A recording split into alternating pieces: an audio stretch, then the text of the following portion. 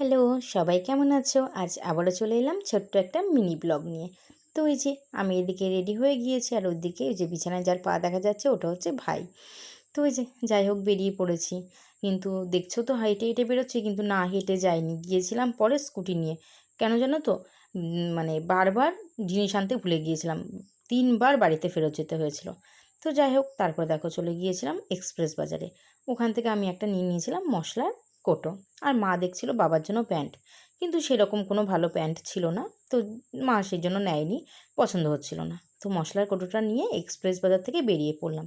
তারপর সোজা চলে গেলাম ঢাকেশ্বরীতে। তো সেখানে গিয়ে মা বাবা যেন দেখে নিয়েছিল এই গেঞ্জিগুলো। তো এখান থেকে মা বাবার জন্য একটা গেঞ্জি পছন্দ করে নিয়েছিল, কোনটা নিয়েছিল পরে দেখাচ্ছি। তারপরে এই যে মা বাবার জন্য নিয়ে নিচ্ছিল এই প্যান্টগুলো, দেখছিল ডেইলি ইউজের জন্য। তো এখান থেকেও মা একটা প্যান্ট পছন্দ করে নিয়েছে। তো দেখো এখানে ভালো বোঝা যাচ্ছে না। তো দেখো বিল করে নিয়ে বেরিয়ে পড়লাম, বাড়ি গিয়ে দেখাবো। তারপরে এই যে চলে গিয়েছিলাম ঘড়ির দোকানে, একটা ঘড়ির ব্যাটারি লাগানো ছিল। তো গিয়ে তো শুরু হয়ে গেল জোরে বৃষ্টি। তো দেখো তারপরে তো দোকানের মধ্যে আটকে গেলাম আর এই যা ছিল আমার স্কুটি। তো মা আমাকে বলছিল স্কুটিটা নিয়েই চল। আমি বললাম না, স্কুটি নিয়ে বেরোবো না, এমনি টোটোতে চলো। কিন্তু ওই যে স্কুটিটা ও তো ভেবে রেখেছে যে না বেরোবো, তো ও আমাকে টানছিল, তো ও শেষমেশ বেরিয়ে পড়েছিল। তো বৃষ্টি কমার অপেক্ষা করছিলাম, এদিকে তো দেখছি বৃষ্টি হচ্ছে। তো যাই হোক একটু বৃষ্টিটা কমার পরে তো তারপর বৃষ্টিটা একটু হালকা হওয়াতে তারপর চলে গিয়েছিলাম মনের জন্য খাবার নিতে। তো বেশি মনের জন্য খাবারও নেওয়া ছিল আর একটা বেল্টও কেনা ছিল। তারপরে আমি গিয়ে তো দেখছিলাম, তো আমি দেখছি আমার প্লাস্টিকের ওই প্যাকেটটাকেও টানছে। আমি ভাবছি কে টানছে, মা? আবার ভাবছি না, মাই বা কেন টানতে যাবে, উমা। তারপর দেখি আমার মনের মতনই আরেকটা দুষ্টু। তো এই যে দেখো ও তো আমার প্যাকেটটা এদিকে টানছে আর আমি দিচ্ছি না দেখে দেখো ও কীরকম করছে। এই যে দেখো দিচ্ছি না দেখে ও কীরকম চিৎকার করছে, দেখেছো? আমার উপর রেগে গেছে কেন দিচ্ছি না। কি কিউট না? দেখো ওদেরকে রেখে না আসতেই মনটা কেমন খারাপ করছিল। কিন্তু কি আর করা যাবে বলো, নিয়ে তো আসার উপায় নেই, কারণ আমাদের বাড়িতে তো একটা দুষ্টু অলরেডি আছেই। আর এদিকে দেখো বাকিগুলো দেখো কি সুন্দর ঘুমিয়ে রয়েছে, আর এইটা কিন্তু ননস্টপ দুষ্টুমি করে যাচ্ছে। ওই যে এটা যে আমাদের বাড়ির মনের মতন দুষ্টুমি তো করবেই। আর এই যে দেখো কি কিউটের ডিব্বা, এগুলোকে তো মনে হচ্ছিল যেন একদম কোলে নিয়ে চটকিয়ে আদর করি, কিন্তু কিভাবে করবো বলো।